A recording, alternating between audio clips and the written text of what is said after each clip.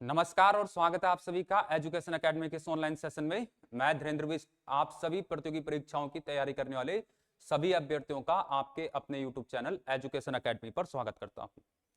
आज जो सेशन है हमारे पास वो स्टूडेंट्स के डाउट्स पर है।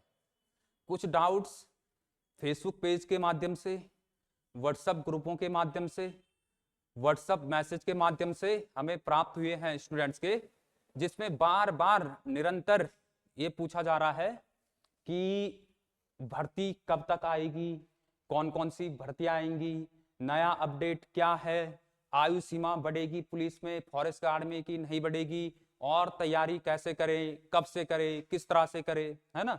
तो इन सभी सवालों का जवाब लेकर आज हम आपके सामने उपस्थित हैं। अमूमन आपने देखा होगा इस तरह की वीडियो को कम बनाता हूं मैं आपके पास, बट लेकिन स्टूडेंट के डाउट्स थे, स्टूडेंट की डिमांड्स थी, तो इस सेशन को मैं आपके पास आज लेकर आया हूं। यहाँ पर 4 पॉइंट हमने ऐड करे हुए हैं कि भर्ती कब तक आएगी, कौन कौन सी आएगी, नया अपडेट क्या है, आयु सीमा बढ़ेगी या नहीं बढ़ेगी, और तैयारी कैसे करें। इसके ऊपर आज के सेशन में बात करते हैं। देखिए साहब, सबसे पहले बात करते हैं आपके पास जो भर्तियां मार्केट में खूब सुर्खियां बटोर रही है, जिन्होंने बच्चों के माइंड को बहुत ज्यादा डिस्टर्ब करके हुए रखा हुआ है, वो है आपके पास 2 भर्तियां। एक है कनिष्ठ सहायक की और एक है आपके पास वर्दीधारी सिपाही की। कनिष्ठ सहायक की भर्ती तो सिंपल है भाई, कोई भी इसमें अप्लाई कर सकता है आपके पास। इस पर ज्यादा फोकस मैं नहीं करूंगा कनिष्ठ सहायक पर। देखिए भैया, कनिष्ठ सहायक की भर्ती आनी है, स्पेशली कनिष्ठ सहायक की मैं बात कर रहा हूं। इसमें सहायक लेखाकार वगैरह अलग चीज है आपके पास। जो स्पेशली कनिष्ठ सहायक की वैकेंसी आएगी आपके पास, ये 400 प्लस पदों पर आनी है, मतलब 400 से भी अधिक पदों पर ये वैकेंसी आनी है। और इसका नोटिफिकेशन जब तक हमको सूचनाएं प्राप्त हो रही है, उस आधार पर मैं आपको बता रहा हूं, इस कनिष्ठ सहायक की जो विज्ञप्ति आपके पास है, ये फरवरी एंड में या फिर मार्च में आपको देखने को मिल जाएगी। फरवरी एंड या मार्च में कनिष्ठ सहायक की विज्ञप्ति आपके पास आ जाएगी।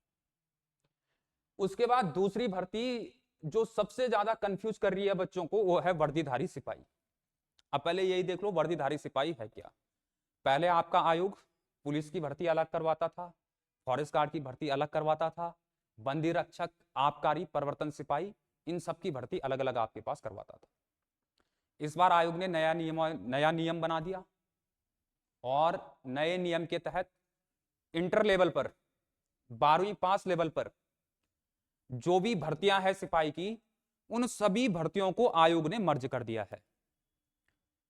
अब पुलिस की, फॉरेस्ट गार्ड की, आपके पास वर्दी फॉरेस्ट गार्ड की, आपके पास बंदी रक्षक की, आबकारी, परिवर्तन सिपाही की जो भर्तियां आएंगी ना, वो अलग अलग नहीं आएंगी, वो सब भर्तियां एक साथ आएंगी।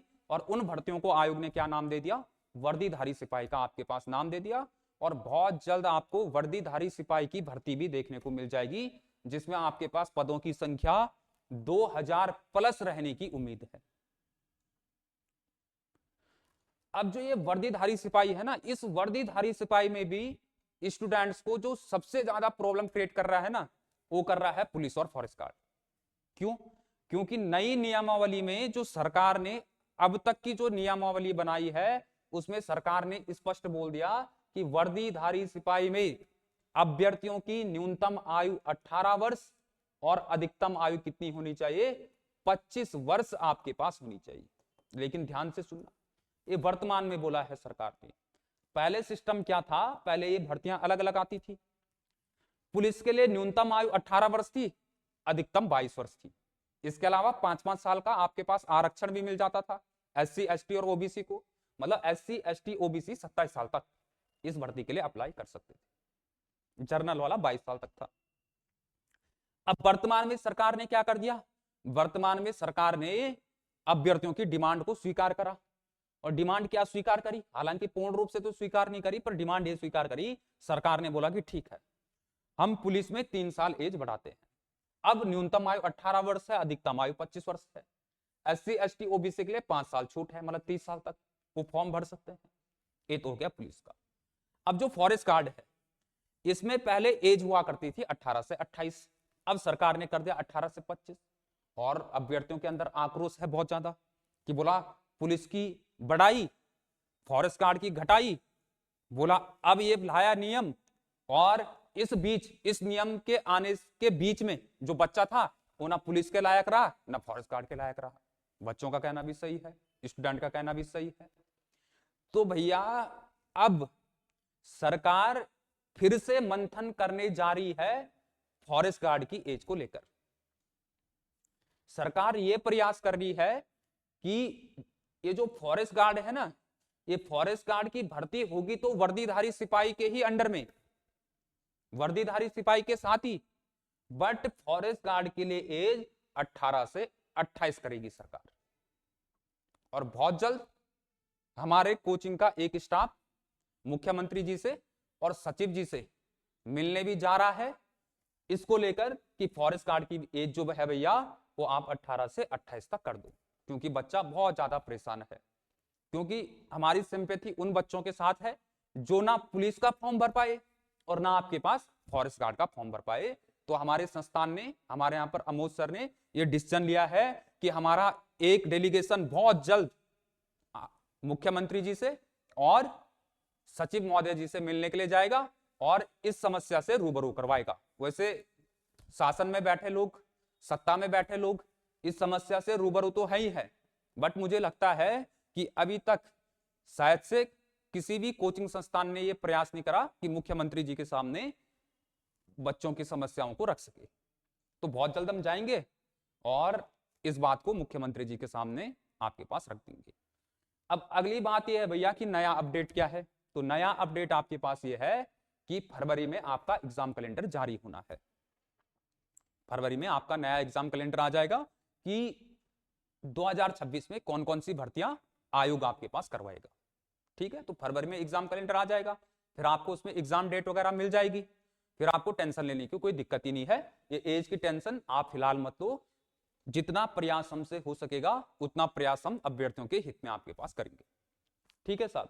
इसके अलावा वीडियो का एग्जाम भी आपके पास अप्रैल में होना है। ठीक है, तो अब आपको 2-3 महीने मिल गए हैं तैयारी के लिए। जनवरी चल रहा है, फरवरी, मार्च, अप्रैल, तीसरे महीने आपका एग्जाम होना है, तो आप अच्छे से तैयारी कर लो वीडियो के लिए भी। ठीक है, और आपके पास आयु सीमा का मैंने बता दिया, अभी 18 से 25 चल रहा है, पर लेकिन हम बहुत जल्द मुलाकात करेंगे शासन प्रशासन के लोगों से, मुख्यमंत्री जी से, और इसको 28 साल करने की आपके पास मांग करेंगे। इसके अलावा इस पे तो बात होगी कि भर्तियां कब तक आएगी। चलो साहब, पुलिस का भी आपके पास देख लेते हैं। देखो 2027 में होना है चुनाव। अब 2027 में अगर चुनाव होगा तो सरकार, अगर मैं सरकार होता ना और मुझे भर्तियां करवानी होती तो मैं चुनाव से पहले पहले ये सारी भर्तियां करवा दूंगा और बच्चों को नियुक्ति पत्र बांट दूंगा। अगर सरकार इसी तरह से अगर काम करती है, इसी सोच से अगर काम करती है क्या करेगी सरकार, तो सरकार आपको 2027 से पहले पहले ये सारी भर्तियां करवा देगी और आपको नियुक्ति पत्र बांट देगी। तो यानी कि अगर वर्दीधारी सिपाही की हम बात करें तो वर्दीधारी सिपाही की भर्ती अगर सरकार को इसी साल करानी है चुनाव से पहले पहले, तो अप्रैल तक आपके पास वर्दीधारी सिपाही का नोटिफिकेशन आ जाएगा। पढ़ने के लिए केवल 3-4 महीने मिलेंगे और फिर आप बोलोगे कि सर सिलेबस पूरा नहीं हुआ है, ये पूरा नहीं हुआ है, वो पूरा नहीं है, कैसे पढ़े, किस तरह से पढ़े, कितनी मेरिट जाएगी, क्या मेरिट जाएगी। तो इसलिए मेरा आप लोगों से ये निवेदन है कि आप लोग आज से ही, अभी से ही इन भर्तियों के लिए, इन एग्जामों के लिए पढ़ना स्टार्ट कर दो। ठीक है साहब, चलिए, तो भर्तियां क्लियर हो गया।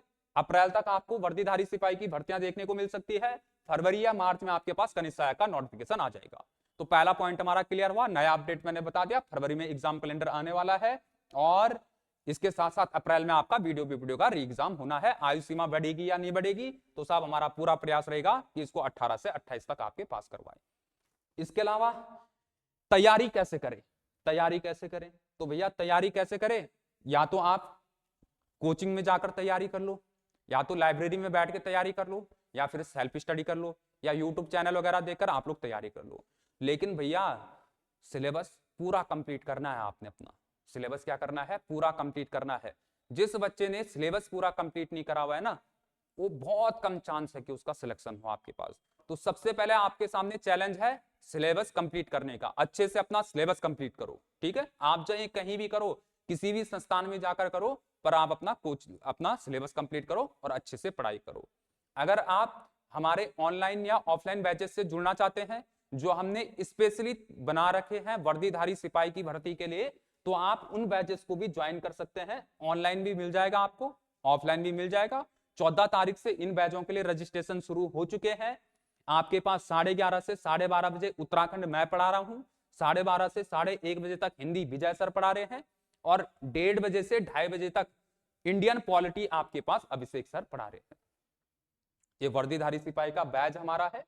14 तारीख से रजिस्ट्रेशन प्रारंभ हो चुके हैं, कक्षाएं प्रारंभ हो चुकी है। आप इस बैच को ज्वाइन कर सकते हो, क्योंकि भैया ध्यान से सुनना, अगर आप विज्ञप्ति आने का इंतजार करोगे और तब सोचोगे कि यार तब तैयारी करूंगा जब विज्ञप्ति आएगी ना, तब तक बहुत लेट हो जाएगी, क्योंकि 3-4 महीने से ज्यादा आपको पढ़ने का टाइम नहीं मिलेगा। सिलेबस आपके पास बहुत बड़ा है, इसलिए आज से ही, अभी से ही तैयारी करना शुरू कर दो, ठीक है। और अच्छे से अपने पढ़ाई करो। जो बच्चा सेल्फ स्टडी नहीं कर सकता है, जिसको मार्गदर्शन की जरूरत है, वो मार्गदर्शन भी हमसे ले सकता है। अगर हमारे ऑनलाइन या ऑफलाइन बैच को ज्वाइन करना चाहता है तो ऑनलाइन ऑफलाइन बैच को ज्वाइन कर सकता है। देहरादून करणपुर में हमारे ऑफलाइन और ऑनलाइन बैच चल रहे हैं। सॉरी, देहरादून करणपुर में बोल रहा हूं मैं, देहरादून नेहरू कॉलोनी में हमारे आपके पास ऑफलाइन और ऑनलाइन बैच हमारे चल रहे हैं, ठीक है साहब। अगर आपको बैच से रिलेटेड कोई भी इंफॉर्मेशन चाहिए तो यहाँ पट्टियों पर जो आपको नंबर दिख रहे होंगे ना, आप उन नंबरों पर कॉल करके बैच की जानकारी ले सकते हो।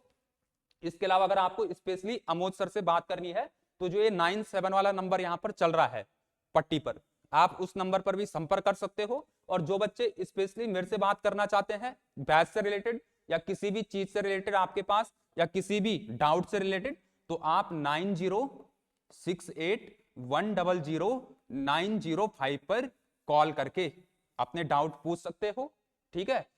किसी भी चीज की जानकारी अगर लेनी हो तो आप ले सकते हो अमोद सर से या स्टाफ से, हर तरह की सुविधा आपके पास अवेलेबल है, ठीक है। तो आज से अपना पढ़ना प्रारंभ कर दीजिए, बहुत जल्द आपको वैकेंसियां देखने को मिल जाएगी। तो ज्यादा ना कहते हुए अब मैं अपने शब्दों को यहीं पर विराम देता हूं। जल्द आपको नए सेशन में मिलते हैं, धन्यवाद।